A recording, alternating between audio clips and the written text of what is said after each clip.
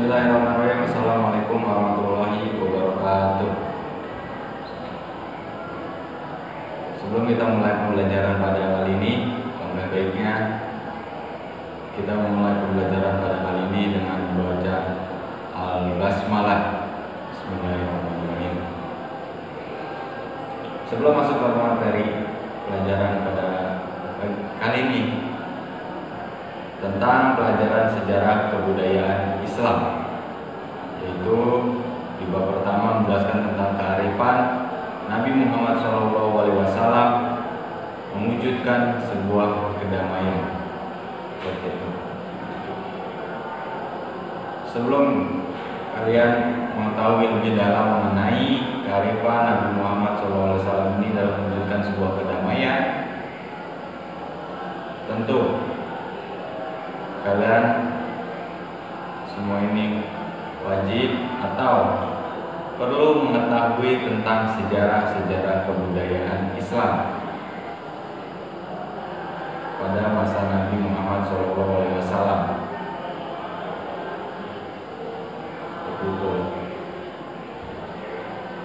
Lalu kalian buka di situ di kitab kalian di pelajaran sejarah budaya Islam, di situ ada gambar atau terletak pada gambar-gambar yang mengenai tentang sejarah budaya di sebuah kitab. Di sini ada dua gambar, kalian amati dan kalian telaah dari gambar-gambar tersebut. Dan sebelum kalian teliti atau kalian telaah mengenai gambar tersebut, Bapak minta kalian membuat kelompok, masing-masing kelompok itu 5 orang minimal. Dan setelah kalian berkelompok berdiskusi mengenai gambar tersebut, nanti Bapak jelaskan mengenai apa maksud dari gambar tersebut dalam pelajaran sejarah kebudayaan Islam ini. Baik, dipersilakan untuk membuat kelompok masing-masing 5 orang.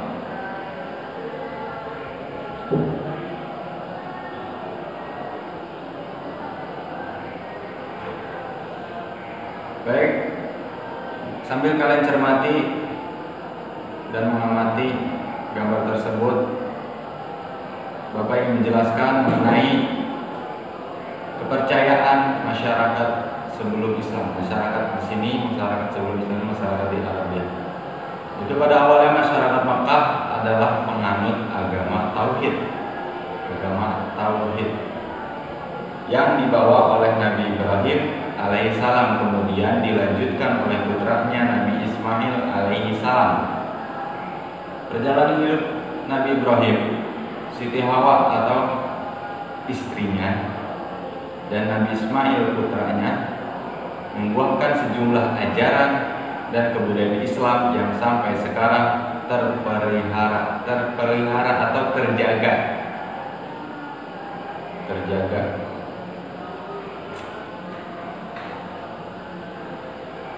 Yaitu seperti Ka'bah, makam Ibrahim, dan peristiwa kurban. Bahkan proses perjalanan kehidupan keluarga ini ditapaktilaskan oleh umat Islam dalam salah satu rukun haji. Maksud dalam salah satu rukun haji itu ialah beribadah di Ka'bah atau di Baitullah, seperti itu. Lalu setelahnya Nabi Ismail alaihissalam wafat, masyarakat Makkah mulai pindah menyembah selain Allah. Proses perpindahan kepercayaan itu berawal dari Amir bin Lubai, seorang pembesar suku Hujaz yang melakukan perjalanan ke Syam atau Sirat. Dia melihat penduduk kota Syam melakukan ibadah dengan menyembah berhala. Ketika itu masih menyembah sebuah berhala atau patung mereka sembah.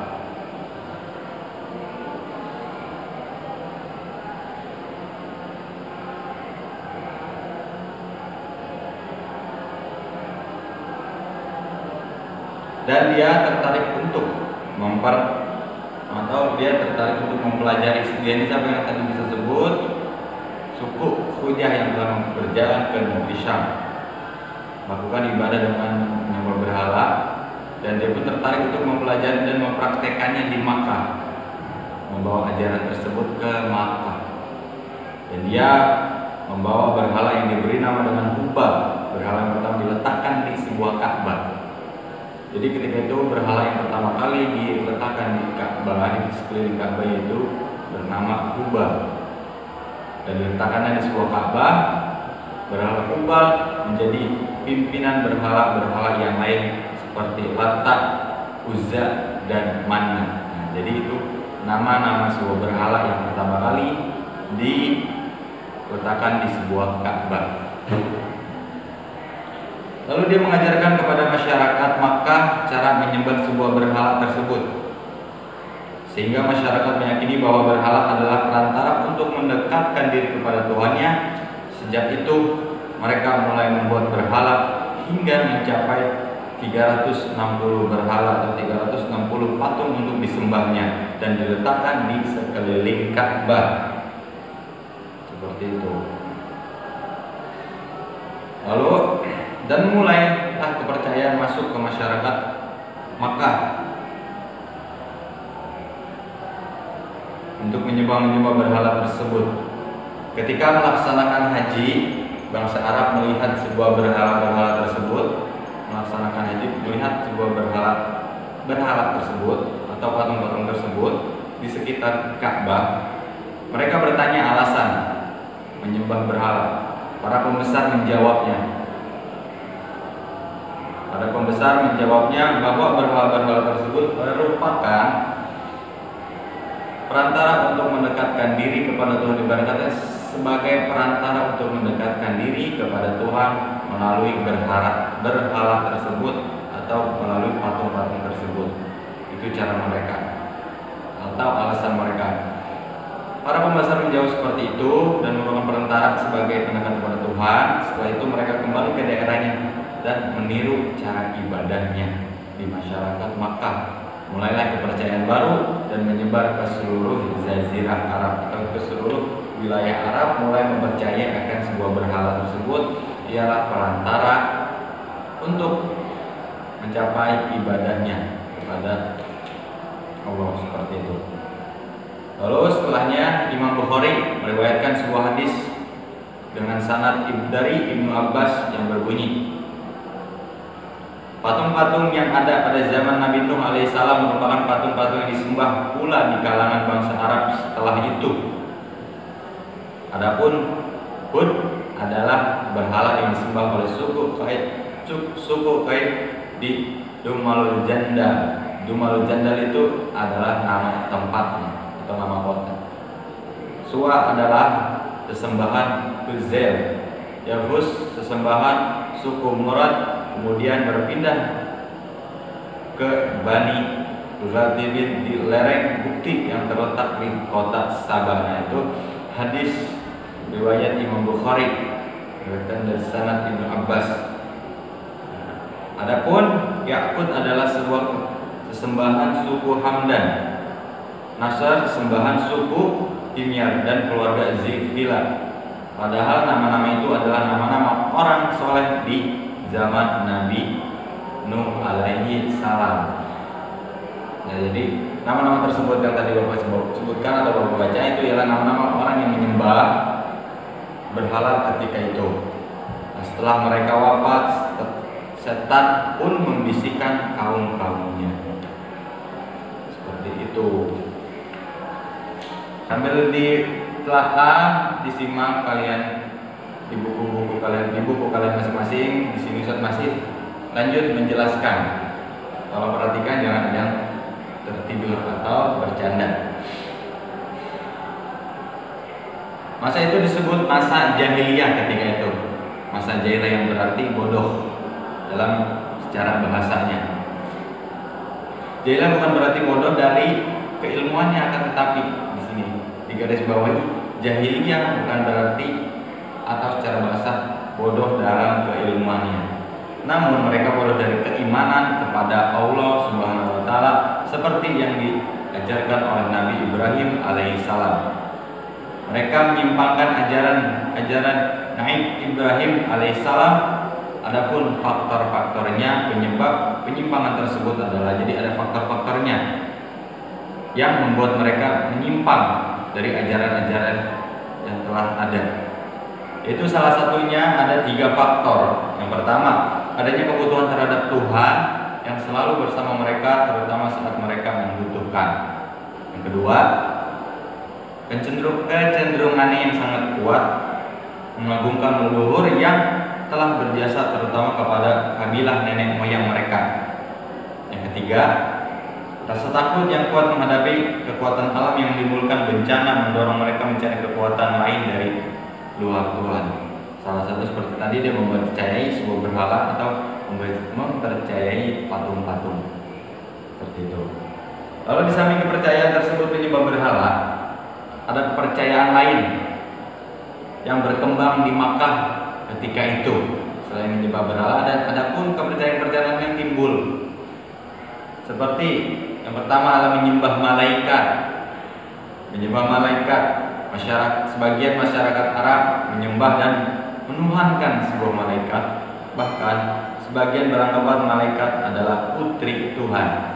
Anggapan ketika di masa jahiliyah.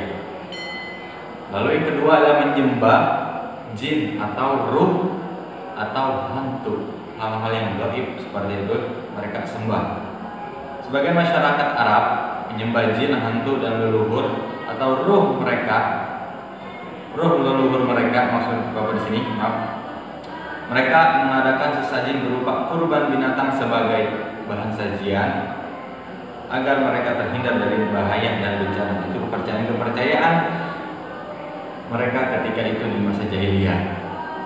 Selain menyembah berhala, ada pula yang menyembah malaikat, yang menganggap malaikat itu sebagai putri Tuhan, ada yang menyembah sebagai ruh, ada yang menyembah jin atau menyembah hantu seperti itu.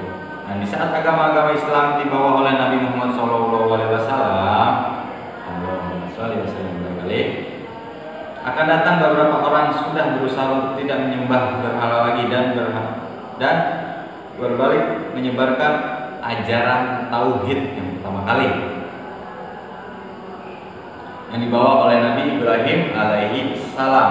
Di antara mereka adalah Waraqah bin Naufal, namanya Waraqah bin Naufailah, salah satu dari selain Nabi Ibrahim alaihi salam yang menyebarkan agama atau kepercayaan tauhid seperti itu.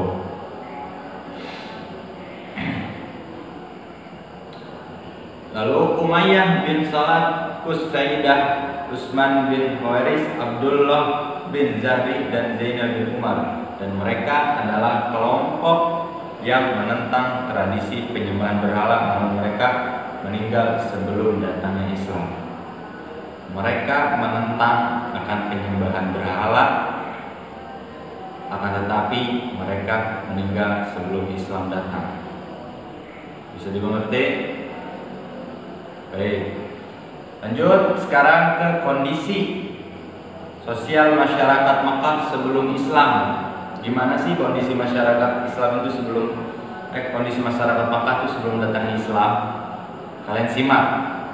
Bangsa Arab memiliki karakter yang positif seperti pemberani, ketahanan fisik, kekuatan daya ingat, hormat akan harga diri mereka dan martabat, penganutan kebebasan, loyal terhadap pimpinan, hidup pola sederhana, ramah, ahli syair dan sebagainya yang baik-baik.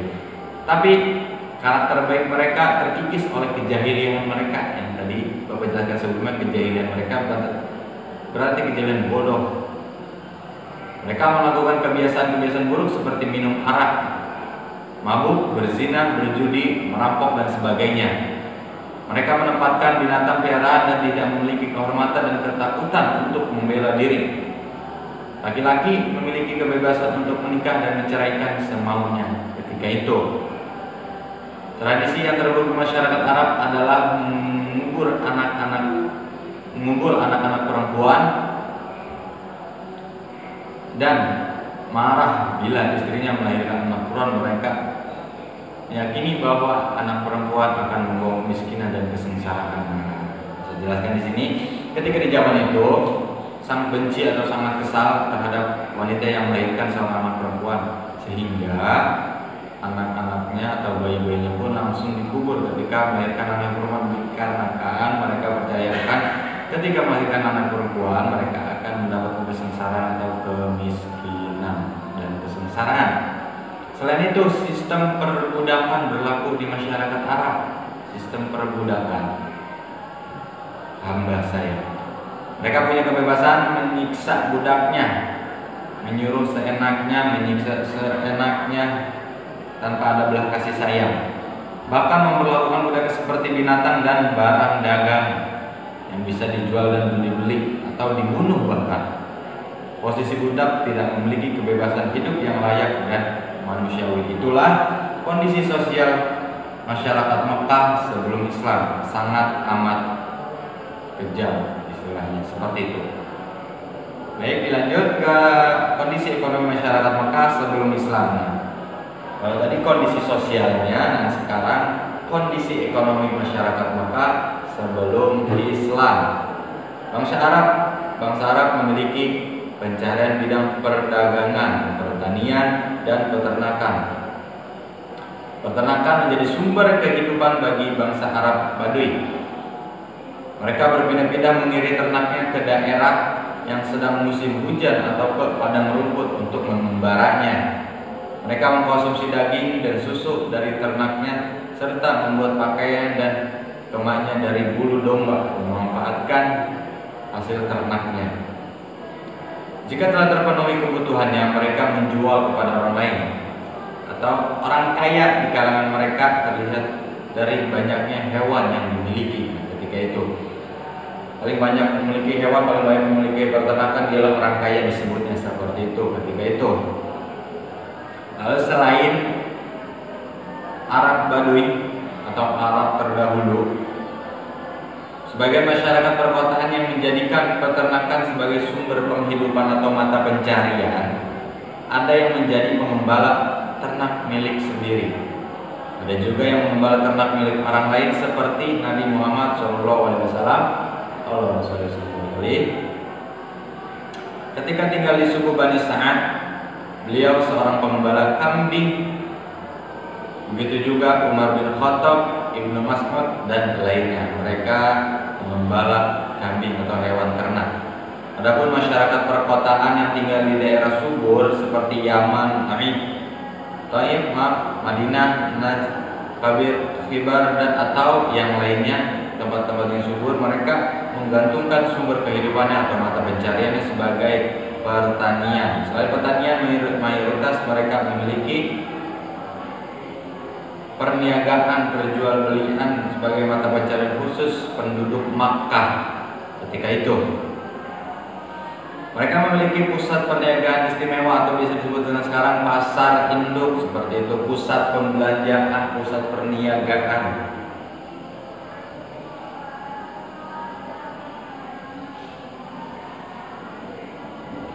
Penduduk Makkah memiliki kedudukan tersendiri dari pandangan orang-orang Arab, yaitu mereka penduduk negeri haram Makkah. Orang-orang Arab lain tidak akan mengganggu mereka, juga tidak akan mengganggu perniagaan mereka. Allah Subhanahu wa taala telah menganugerahkan hal itu, jadi tidak akan mengganggu gugat. Lalu firman Allah Subhanahu wa taala kepada mereka, Allah Subhanahu wa taala berfirman dalam Quran surat Al-Ankabut ayat 20 ayat 67 yang berbunyi, A'udzubillahi minasyaitonir rajim. Bismillahirrahmanirrahim. Awalam yarau anna ja'alna haraman aminan wa setelahnya awalam yarau anna ja'alna haraman aminan wa yata'affunna.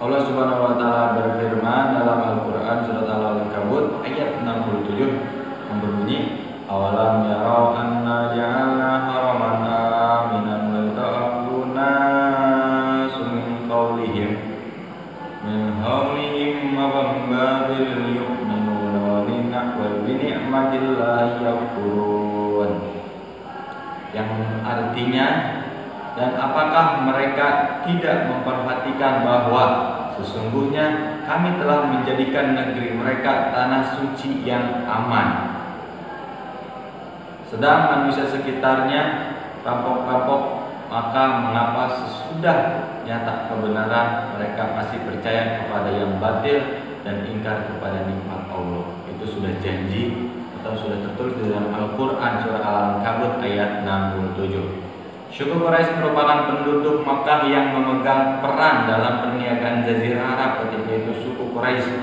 yang menguasai perniagaan di Jazirah Arab. Mereka mendapat pengalaman perniagaan dari kota-kota Yaman yang pindah ke Makkah. Orang Yaman terkenal keahliannya di bidang perniagaan atau perjualbelian. Selain itu, kota Makkah memiliki Ka'bah sebagai tempat orang-orang diziarahi Arab melaksanakan ibadah haji. Mereka datang untuk melaksanakan haji setiap tahunnya. Kebiasaan orang Quraisy mendatangkan perjalanan perniagaannya ke daerah-daerah lain. Allah Subhanahu wa taala mengabadikan perjalanan dagang mereka sampai perjalanan dagang yang terkenal, yaitu perjalanan musim dingin menuju Yaman, dan sebaliknya perjalanan dagang musim panas ke Syam. Allah Subhanahu wa taala berfirman, "Ila fi Quraisy ila fihim rihlatas sita'i was-sayf falyaqudu rabb hadzal bait alladzi at'amahum min ju' wa amanahum min khauf." Karena kebiasaan orang-orang Quraisy, yaitu kebiasaan mereka berniaga pada musim dingin dan musim panas, dan hendaklah mereka menyembah Tuhan pemilik rumah, dalam kurung Ka'bah rumah di sini, yang telah memberi makanan kepada mereka untuk menghilangkan lapar dan mengamankan mereka dari ketakutan. Quran surat Al-Quraisy ayat 1 sampai 4.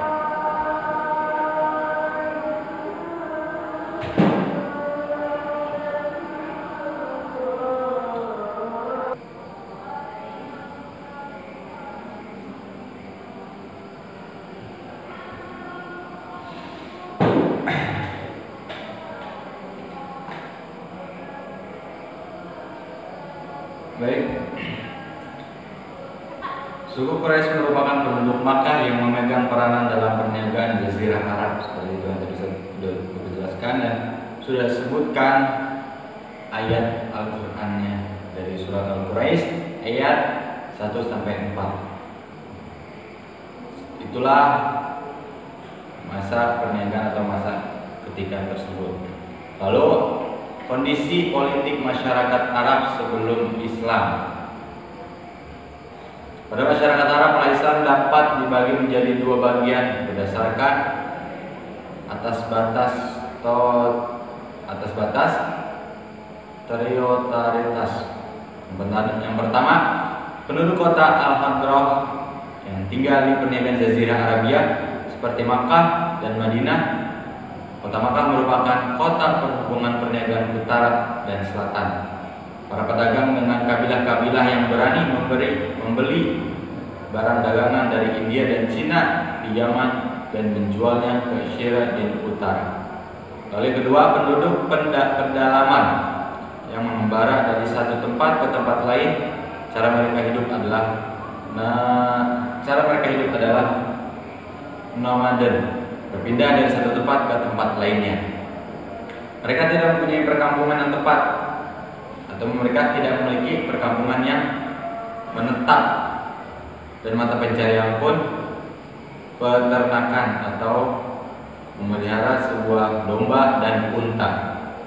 Nah, itulah dua dari berdasarkan para masyarakat Islam pra-Islam. Sebelum datang Islam, ada tiga kekuatan politik besar yang mempengaruhi politik Arab, yaitu Kekaisaran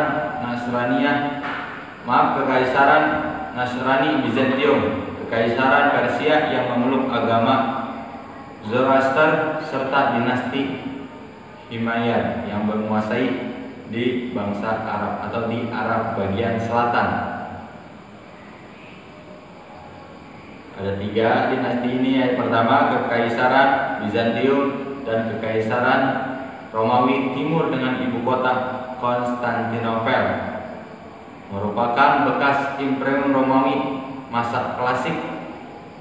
Pada permulaan abad ke-7, wilayah Imperium ini telah meliputi Asia Kecil, Syria, Mesir, dan sebagian daerah Italia, serta sejumlah kecil wilayah di pesisir Afrika Utara juga berada di bawah kekuasaannya. Lalu sedangkan Kekaisaran Persia berada di bawah kekuasaan dinasti Sasanid atau Saniyah. Ibu kota Persia adalah Al-Madani. Terletak sekitar 20 mil dari sebelah tenggara kota Baghdad yang sekarang wilayah kekuasaannya terbentang dari Irak dan memperbesar hingga pedalaman timur Iran serta Afghanistan. Lalu kondisi politik Jazirah Arab mempengaruhi 2 hal, yaitu yang pertama interaksi di dunia Arab dengan Kekaisaran Bizantium dan Persia, yang kedua persaingan antara agama Yahudi, Nasrani, dan Zoroaster. Itulah. Lalu bangsa Arab di sini terdiri dari beberapa suku. Mereka memiliki rasa cinta berlebihan terhadap sukunya. Tidak jarang peperangan terjadi antara suku, seperti perang Fujar, perang saudara terkenal karena terjadi beberapa kali. Pertama, perang antara suku Kinanah dan Hawazan, kemudian Quraisy dan Hawazan serta Kinanah dan Hawazan lagi. Peperangan Fujar terjadi 15 tahun sebelum Rasul diutus menjadi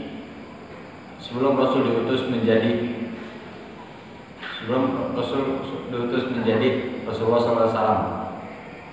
Selain itu di Jazirah Arab terdapat beberapa kerajaan yang pernah ada di antaranya. Dan di sini ada beberapa kerajaan yang pernah ada ketika itu. Yang pertama, Kerajaan Kindan 480 sampai dengan 529 Masehi. Lalu yang kedua, Kerajaan Ma'in dan Kerajaan Qatban 1200 SM sampai dengan 700 SM. Lalu yang ketiga, Kerajaan Sabah. Yang keempat, Kerajaan Himyar. Yang kelima, penduduk Romawi di Yaman. Nah, yang keenam, penduduk orang-orang Persia atas Yaman. Lalu Kerajaan Hijrah dan Kerajaan Gasya, dan yang terakhir ialah Hijaz. Itu 9. Apa maksudnya 9 kerajaan atau yang pernah yang pernah ada di masa tersebut? 9 kerajaan seperti itu. Nah, baik, setelah kalian menelaah dan mendengarkan penjelasan Bapak dari sini, apakah ada yang mempertanyakan atau masih ada yang tidak paham atas penjelasan Bapak di sini?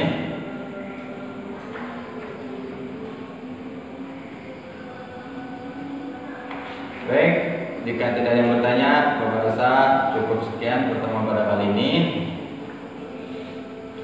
Bapak harap kalian semua mengerti dan bisa memahami atas apa yang telah Bapak jelaskan dan Bapak baca tadi mengenai sejarah kebudayaan Islam, dari masalah politik sebelum Islam datang, masalah kekerajaannya, masalah kepercayaannya. Terima kasih atas perhatiannya dan pendengarannya. Dan sekarang Bapak persilakan untuk kalian duduk kembali ke bangku kalian masing-masing. Baik, mulai dari sekarang kalian duduk masing-masing, merapikan tempat duduknya untuk melanjutkan ke jam istirahat.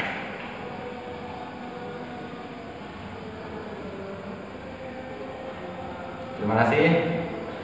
Bapak ucapkan sekian. Dan sekali lagi, semoga kalian bisa memahami dan mengerti atas pembelajaran pada kali ini mengenai sejarah kebudayaan Islam di masa Rasulullah sebelum diutus atau di masa Islam sebelum kota Makkah. Bapak akhiri, wabillahi taufiq wal hidayah. Wassalamualaikum warahmatullahi